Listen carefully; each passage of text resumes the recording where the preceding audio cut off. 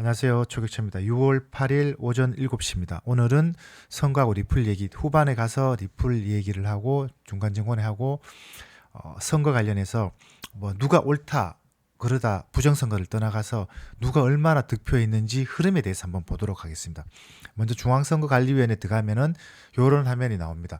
중앙선거관리위원회 들어가고 여기 보시면은 밑에 기본연령 후보자 선거운동 투개표에 들어가면은 개표 진행 상황, 개별 단위별 개표 결과를 클릭을 합니다. 그러면 일단 우리나라 수도인 서울을 봅니다. 서울특별시를 클릭을 합니다. 그 다음에 시군구, 어제 가장 요번에 지금 서울에서 투표지가 없고 잠실 팔동, 여의도, 영등포고 제가 서울에 잘 모르니까 잠깐만요.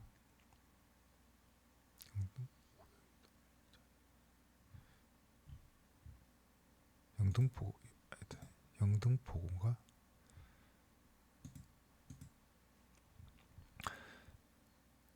영등포구를 한번 보도록 하겠습니다. 자, 일단 여기에는 두 가지가 있습니다. 투표에는 사전선거, 그 다음에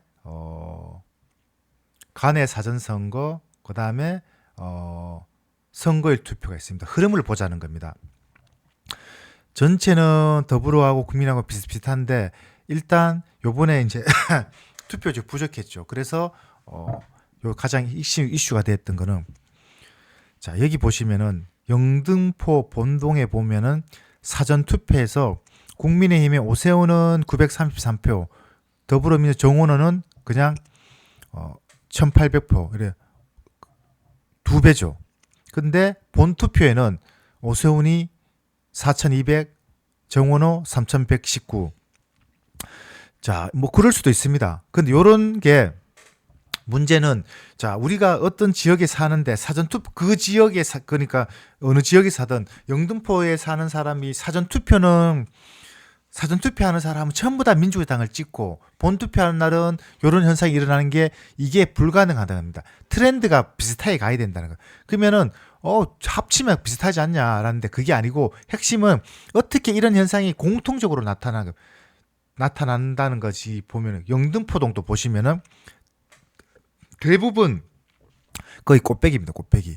근데 선거일은 반대가 되고 여의도동을 한번 보시면은 더 심각합니다. 여기 보시면은 자, 사전 선거일에는 오세훈이 이겼죠. 근데 근소한 차로 이겼죠. 근데 본투표일에는 만표대 2,800표. 즉 여기에 여의도동에 선거를 하면은 80%가 오세훈을 찍었다는 겁니다. 근데 사전투표는 어떻게 똑같게 나오냐. 이게 전혀 규칙과 원칙이 없다는 겁니다. 여기 당산 일동도 보시면 특히 인원이 적은 데는 더 그렇다는 겁니다. 자, 여기도 보면은 910대 1600 선거일에는 반대이죠. 전부 다 이렇다는 겁니다. 자, 그러면은 가장 서울의 그 민주당이 여권이 강한 저기 강북구죠. 강북구. 강남이 이쪽 강북구 한번 보도록 하겠습니다. 강서구, 용산구, 성북구, 강북구. 자, 강북구에서는 오세훈이 정원호가 이겼습니다. 이겼는데 삼양동부터 보시면은 자, 여기도 보시면은 이 투표라는 거는 트렌드 흐름이 있다는 겁니다. 그 지역의 사전 투표나 본 투표나 비슷하게 간다는 겁니다. 이거는 초등학생도 보면은 야, 이게 뭔가 원칙과 규칙이 없다는 겁니다. 자, 삼양동 보시면은 사전 투표 965, 사전 투표에서 오세훈 965, 정원호 2,400. 그러니까 2.5배를 받았죠. 근데 본 투표 때는 오세훈이 이겼습니다. 이게 말이 되냐는 거죠. 예를 들어서 삼양동에 사전투표가 이렇게 나왔다면 본투표도 여기가 4,000, 4,500, 여기가 2,000이 되어야 트렌드가 맞다는 겁니다. 자, 미아동들 보시면은 꽃배기죠. 꽃배기 1,000표 대 2,700. 근데 본투표는 이겼고 어떻게 전부 다 이런 식이냐. 송죽동도 사전투표는 960대 2,300으로 더불어가 이겼고 근데 선거일에는 반대로 1000표로 이겼고, 이게 말이 안 된다는 거예요. 말이 안 된다는 거. 자, 여기 강북도 그런데 그러면은 우리가 대표적인 부자 동네 강남구를 한번, 강남구, 서초구 강남구를 한번 보도록 하겠습니다. 일단 강남구를 한번 보면은, 저도 지금 이 영상을 녹화하면서 처음으로 클릭을 해봅니다. 제가 뭐 보고 방송을 얘기하는 게 아니고, 자, 여기는 더블로 이겼습니다. 오세훈이가 19만 표, 9만 표 이겼는데, 자, 신사동 여기처럼 보시면은, 자, 선거일에 신사동에 5,000표 대 958표, 택도 아니게 오세훈이가 이겼죠. 완벽하게. 근데 사전투표는 여기도 이긴 이겼지만 살짝 이겼습니다. 자, 논현동도 보시면은 사전투표는 반대로 더불어가 이겼습니다. 근데 선거일에는 거의 2.5배가 오세훈이가 이겼습니다. 자, 이게 보시면은, 아니 그러면은, 자, 저기 한번 신사동을 비교를 해요. 신사동에 사는 사람이 사전 투표를 합니다. 우리가 상식적으로 생각을 하면은 서울 강남이면 다 부자잖아요. 부자면은 더불어민주당은 평등 나눠주기, 부자들에게 세금을 더 걷자이고, 국민의힘은 아무래도 부자들에게 그러니까 강남에 사는 사람들이 국민의힘에 오세훈을 찍은 거, 그거는 누구나 다 알고 있는 사실이고 그럴 수밖에 없습니다. 그러면은 다 같은 부자인데, 아, 나는 사전 투표해야 되겠어, 나는 근데 민주당을 찍어야 되겠어, 거기까지 좋겠지만 이게 전혀 안 맞다는 겁니다. 신사동에 사는 사람이 예를 들어서 신사동계 선거인단 수가 12,000명인데 7,600명이 투표를 했습니다. 그 투표를 한 거 가운데서 사전 투표를 한 사람은 1,555명인데 이 사람들은 신사동에 사는 12,000명 가운데서 왜 본투표할 때는 거의 80%를 국민의힘 후보를 찍었는데 사전 투표하는 사람만 이렇게 찍냐는 거죠. 이게 말이 안 된다는 겁니다. 자, 우리가 알고 있는 가장 압구정동 한번, 압구정동. 자, 2만 명 가운데서 12,000명이 투표를 했습니다. 근데 사전 투표는 압구정동에서 민주당이 이겼습니다. 아, 참, 자, 합치면은 압구정도 한번 보시면은, 자, 사전 투표에서는 오세훈이 이겼네요. 오세훈이 이겼고, 죄송합니다. 오세훈이 있고, 선거일에도 보시면은, 자, 여기서는 한 30% 득표했죠. 20몇 프로 득표했죠. 그 비율을 따지면은 오세훈이가 700표 더 했는데, 여기는 압도적이죠. 압도적. 선거일에는. 그러니까 강남의 압구정에 사는 사람들은 소위 말해서 우리나라 대표적인 부자들은 죽었다 깨어나도 민주당을 안 찍는다는 겁니다. 왜냐, 부자들 세금을 매기니까.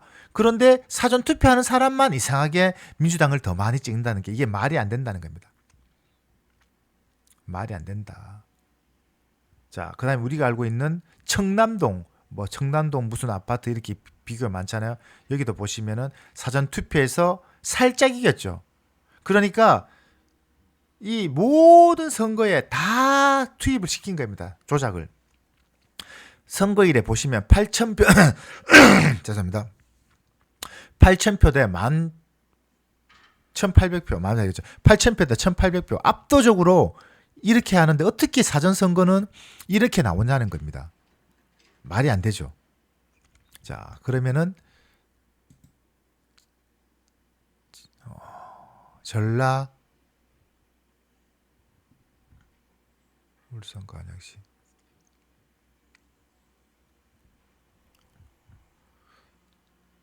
전라남도가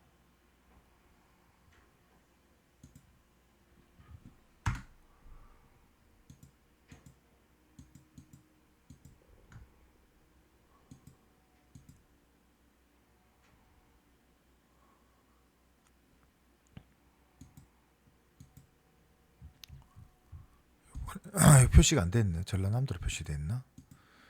자, 한번 보면은 대표적인 목포를 한번 보도록 하겠습니다. 목포의 전라남도 특별자치시장이죠. 민영배, 이정현인데, 이거는 뭐 전라도는 안 봐도 민주당이 이기죠. 근데 투표를 한번 흐름을 보자. 저도 이걸 처음 봅니다. 자, 제가 이 지역에 대한 그 정보가 없으니까 한번 용담 일동을 한번 보도록 하겠습니다. 자, 사전 투표에서 87표 대 1600표 이겼습니다. 본투표에 1500대 194 이게 맞다는 겁니다. 그러니까 사전투표 때는 전라도에서 민영배 시장이 이겼습니다. 그러면 본투표에도 이런 흐름이 나와야 된다. 이게 정상이라는 겁니다. 최소한 이것도 자세히 보면은 좀 그게 분석할 부분이 있는데 우리 같은 사람 입장에서 볼 때는 이게 정상이라는 겁니다. 그 다음에 상정동도 보시면은 사전투표 1300대 90 맞죠? 오케이. 본투표도 170대 1400 이게 맞다는 겁니다. 이것도 사전투표에 조작이 좀 있습니다. 뭐냐면은 더 올린 거죠. 국회의원 선거는 비례대표가 있기 때문에 그 비례대표의 저걸 위해서 좀 올린다. 잠시만요. 갑자기 10분 봉에서 좀 상승을 하고 있네요.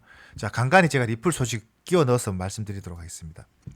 자, 지금 보시면은 1시간 봉입니다. 죄송합니다. 1시간 봉인데 여러 가지 뭐 유동성 오늘 같은 경우는 미국 유동성 발표가 없습니다. 발표가 없으니까 주말 걸로 기준으로 봐야 되고 이제 이평선 요게 25일선이고 50일선이고 거래량 가중 100, 100일선, 200일선, 400일선.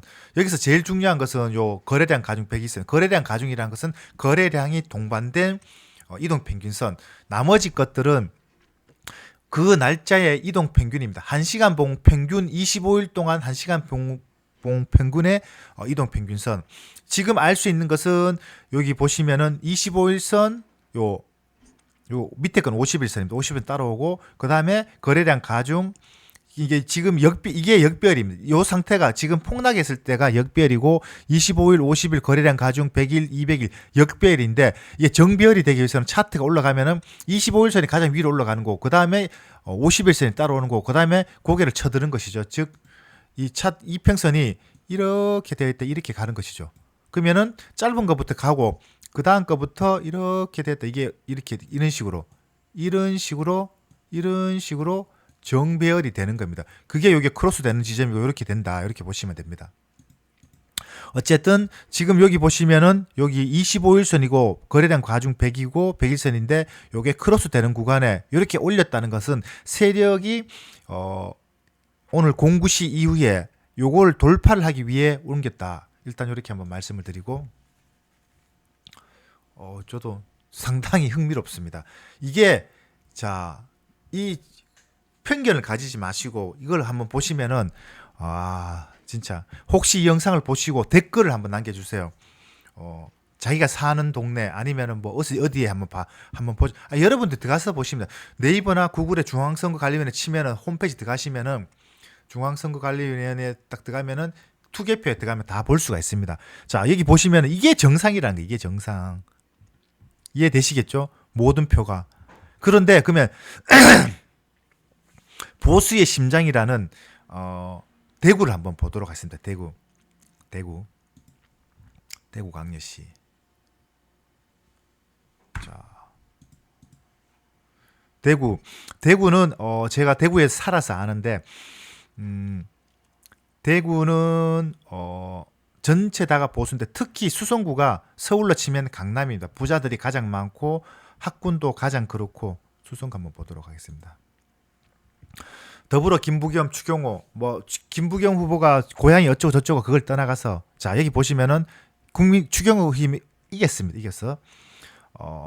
이 범어동이 만촌동 범어동 이 부자 동네인데 한번 보면은 자 범어 1동 자 간내 사전 투표 이상하죠. 여기 보수인데 어떻게 전라도는 더불어민주당이 사전 투표나 본 투표나 몰표인데 대구는 사전 투표는 보시는 것처럼 민주당이 꽃배기를 이기고 선거일에는 국민의힘이 1000표 이상 800표 이상 앞서고 이게 안 맞다는 겁니다. 그러면 여기도 만약에 간내 사전 투표가 이렇게 많았으면은 본 투표일에도 여기가 3900이다. 그러면 여기가 1800 이렇게 되면은 그래도 흐름은 맞다라고 억지 끼워 맞춰서 맞출 수 있는데 이상할 만큼 반대로 간 범어 이동도 그러니까 이게 100% 조작이라는 겁니다. 범어 이동도 보시면은 사전 투표는 더불어가 이겼는데 추경호가 본투표에서는 1,500표 더 얻었죠. 범어 3동을 한번 보시면은 사전투표는 추경호가 585인데 김부겸이 1,300표. 대구 사는 부자 동네 사는 사람이 사전투표는 김부겸을 지지하고 본투표는 이 말이 안 된다는 겁니다. 이렇게 되려면은 자, 제가 방금 말씀드렸다시피 이 전라 목포처럼 요렇게 되어야 된다. 이 트렌드가 맞아야 된다면 사전도 민주당, 본투표도 민주당. 이게 맞다는 겁니다. 근데 말도 안 되는 논리로 적용된다.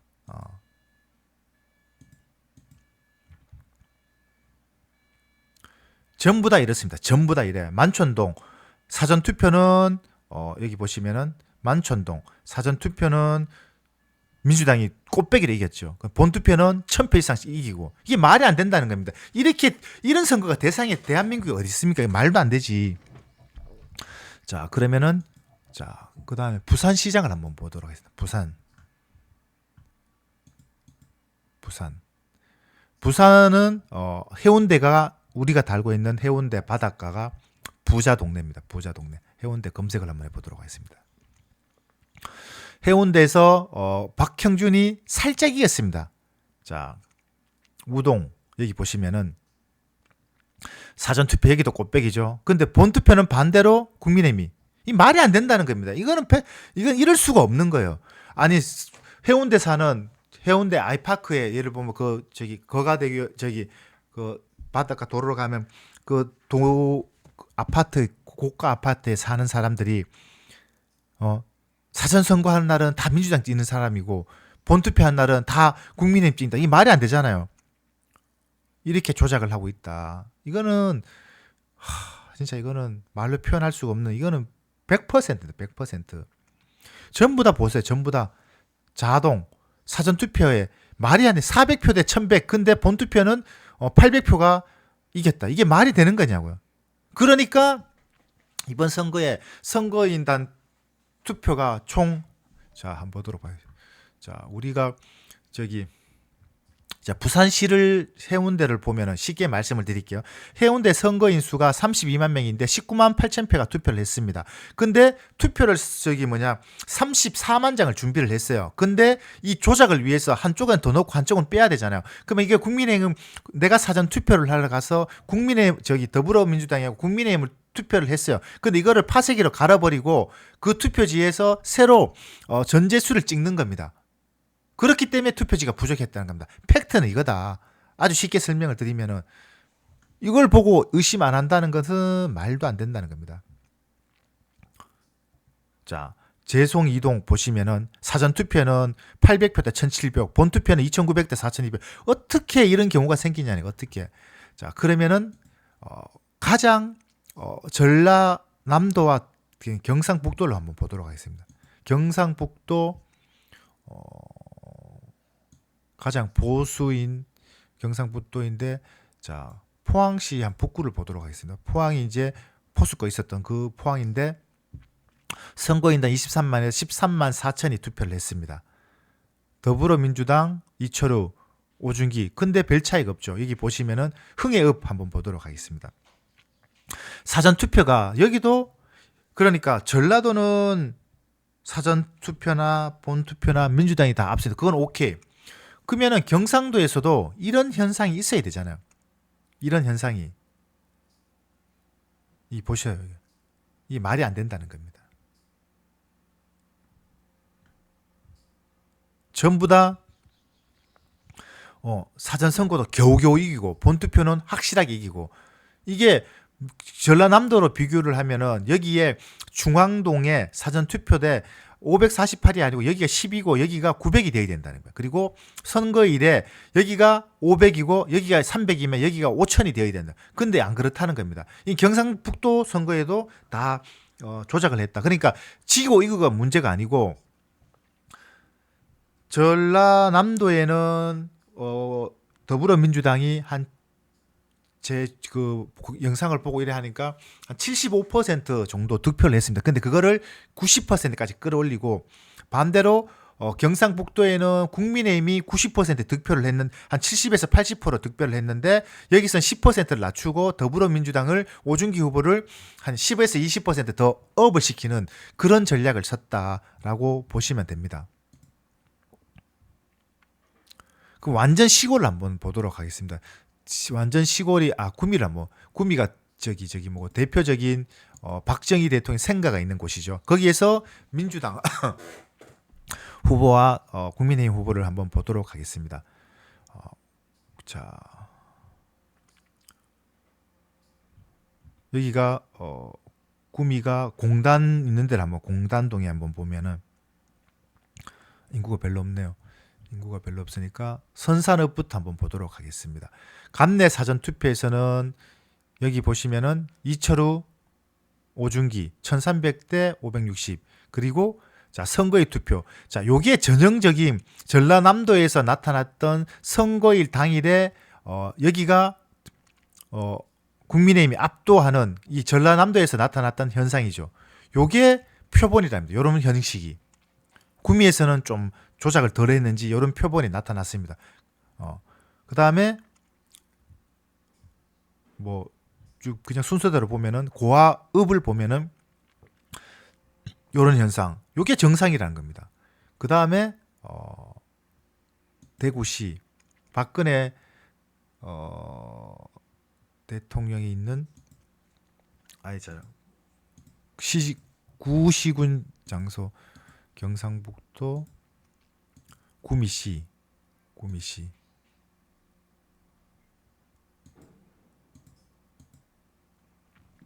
구미시장 선거죠.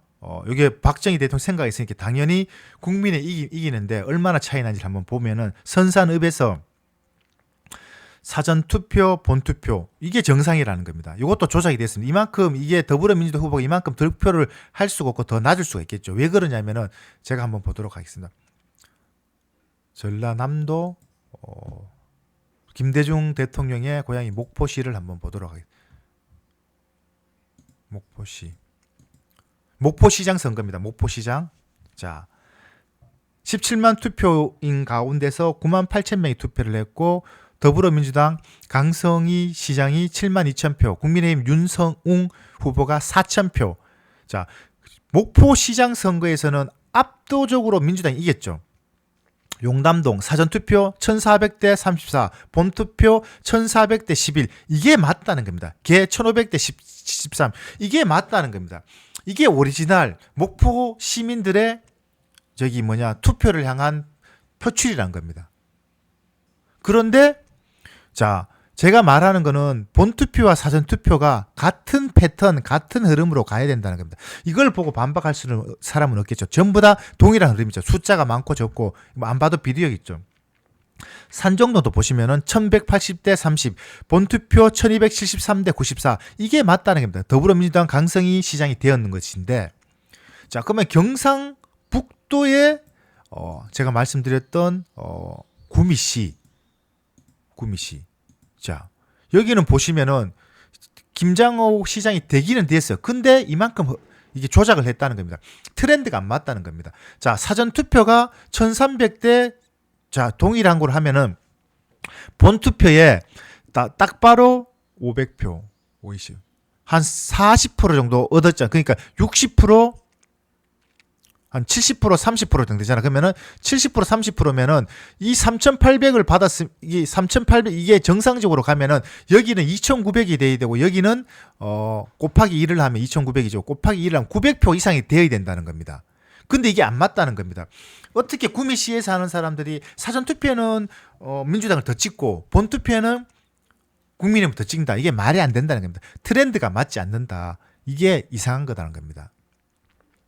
그러면은 지난 대선을 한번 보면은 잠시만요. 이번 선거만 보도록 하겠습니다. 그건 역대 선거를 한번 보도록 하겠습니다. 두 개표나 대통령 선거. 지금 우리가 20대까지 했죠. 대통령 선거. 자, 전라남도 검색.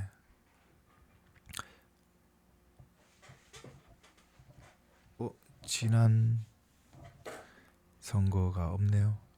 자, 전라남도의 20대 윤석열 대통령이 했을 때의 선거입니다.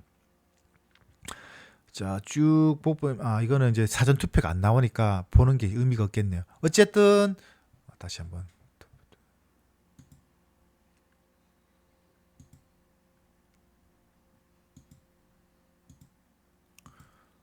시군구. 다음으로 한번 충청 이번에 저기 뭐냐 인천 경기도 경기지사를 한번 보도록 하겠습니다. 경기도.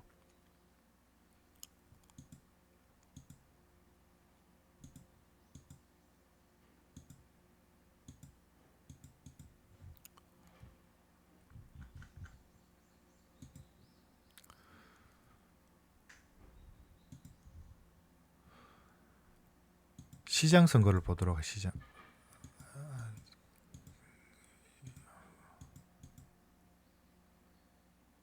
평택을 한번 보도록 하겠습니다. 평택은 반도체가 있고 그런 지역입니다. 여기 보시면 더불어민주당 추미애가 이겼는데 공통적인 현상입니다. 사전 투표에서 여기 보시면 전라도에서 보는 것과 똑같죠. 꽃배기를 이겼습니다. 근데 선거일에는 반대로, 그러니까 이상할 만큼 이런 현상들이 전국적으로 전라도 빼고는 다 이런 현상이라는 겁니다. 그러니까 사전 투표에서 1900대 800이었으면은 본 투표에서도 여기는 1600, 여기는 4000이 나와야 된다는 겁니다. 어떻게 사전 투표하는 사람은 저쪽으로 나가고 어떻게는 이렇게 돼? 그게 말이 안 된다는 것이죠. 자, 고덕, 우리가 저기 고덕이 저기죠. 반도체 있는데 사전 투표에서 민주당이 1600대 600. 근데 본투표는 국민의힘이 이겼습니다. 이번에 국민의힘 양영자 의원이 삼성전자 출신이잖아요. 그러고 좀 소위 말해서 인지도가 좀 떨어지죠. 조홍천하고 이렇게 보이지만은 이 보시면은 이런 현상들이 누가 보더라도 이해할 수 없다는 겁니다. 이해할 수. 자, 고독 이기 보시면은 어떻게 사전 투표는 3배 638 거의 3배 2.7배 정도 이겼는데 본 투표는 반대로 국민의힘이 이긴다는 게 말이 안 된다는 겁니다. 송탄 여기도 보시면은 인구가 좀 많네요. 여기도 보시면 사전 투표는 3배를 뻥튀기 하고 본 투표는 삐까삐까 400표밖에 차이. 사전 투표에서 이 정도로 그러니까 4, 32면 여기는 6,000표, 7, 두 개 합치면은 3,000, 6,600표. 여기가 한 5,000표를 얻어야 됩니다. 5,000표를 얻고 여기가 한 800표를 얻어야 되는 게 900표를 얻어야 되는 게 트렌드라는 겁니다. 이게 이해가 되는지 이해가 안 되는, 저는 이걸 보면서도 이게 저도 사실 선거에 대해서 이런 걸 보지도 않았고 말도 안 되는 소리라 생각하고 그게 있나. 근데 이걸 다 볼 수 있다는 것도 이번에 그냥 관심이 부족했죠.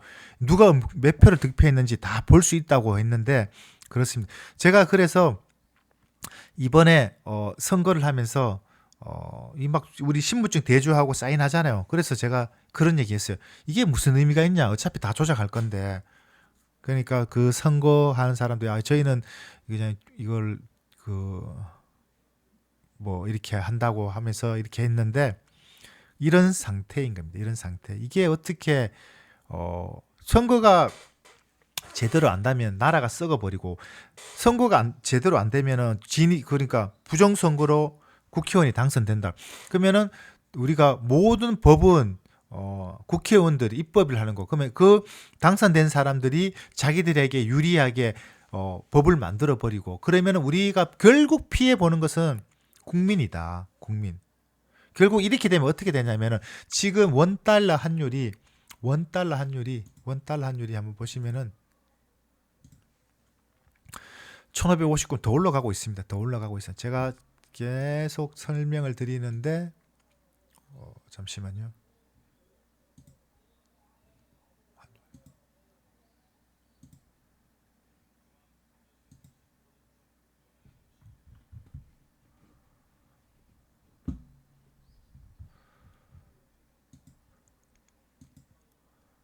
12달이 죄송합니다.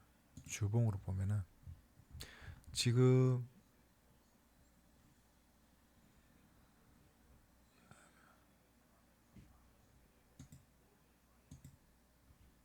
환율입니다. 환율. 지금 요거 2021년부터 있네요. 이게 왜 그렇지? 지금 계속 우상향하고 있죠. 우상향하고 있는데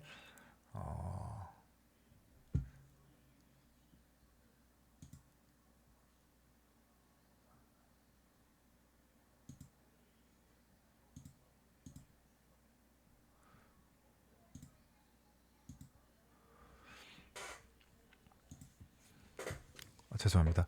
환율이 지금 이게 뭐냐면은 국제 사회에서 우리가 뭐 브라질, 아르헨티나 요새 뭐 환율이 급등했다. 그런데 그 나라 사람들은 환율이 미국 달러 대비 너무 급등을 하니까 모든 급여를 받자마자 바로 환전한다 그랬죠. 환전 수수료가 비쌈에도 불구하고 그거를 달러로 바꿔놓지 않으면은 자국의 가치 하나가 너무 하락하기 때문에 하루하루를 살 수 없다고.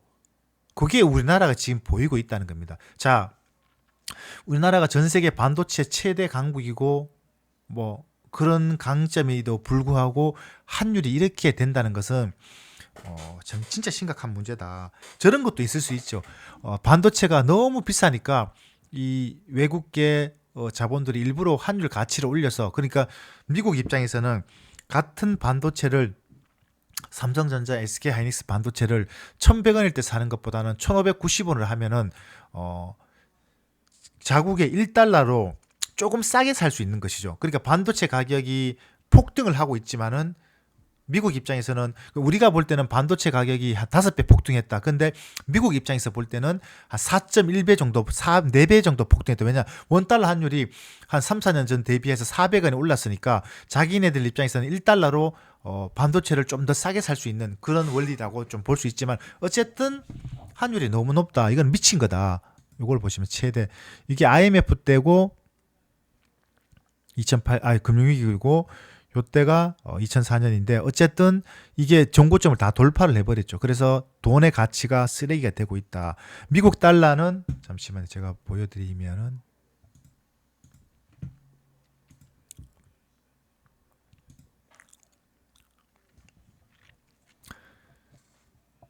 자, 요걸 한번 제가 재미나랑 들어보시면 지금 은행에 예금해두고 이자 한 3% 받는다고 약간 안도하고 계시는 분들 있으시죠? 네, 사실 주변에 꽤 많으실 겁니다. 맞아요. 근데 오늘 저희가 다룰 이 매크로 리포트를 쫙 훑어보고 나면 아마 생각이 완전히 바뀌실 거예요.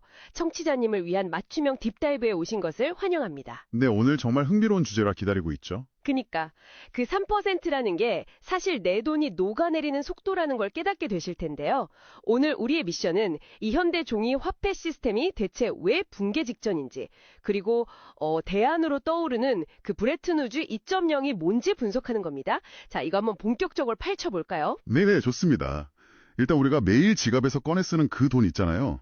그게 원래부터 지금 같은 형태는 아니었다는 것부터 좀 짚고 넘어가야 될 것 같아요. 아, 약간 역사적인 배경이 좀 필요하겠네요. 맞아요. 리포트를 보면 그 시작점을 1944년으로 잡고 있거든요. 1944년이면 그 44개국 대표들이 모여서 만들었던 브레튼 우즈 1.0 체제 말씀하시는 거죠? 네네, 정확합니다. 아주 쉽게 말해서 그 금 1온스의 가치를 딱 35달러로 고정시켜버린 거예요. 그러니까 비유를 하자면 우리가 카지노에서 쓰는 칩, 즉 달러가 그 금고 안에 있는 실제 현금인 금으로 완벽하게 보증되는 그런 안전한 시스템이었던 거네요. 와, 카지노 비유 정말 딱 맞네요. 되게 안전한 시스템처럼 보였죠? 근데 여기서 정말 흥미로운 점은 완벽해 보이던 그 시스템 안에 이른바 트리핀 딜레마라는 엄청 치명적인 모순이 숨어 있었다는 겁니다. 트리핀 딜레마요? 그게 정확히 어떤 모순이었죠? 그러니까 세계 경제가 막 폭발적으로 성장을 하잖아요. 그럼 글로벌 무역을 하려면 당연히 더 많은 카지노 칩, 그러니까 달러가 필요해지는 거예요. 아, 거래량이 늘어나니까 달러가 더 많이 필요해졌겠네요.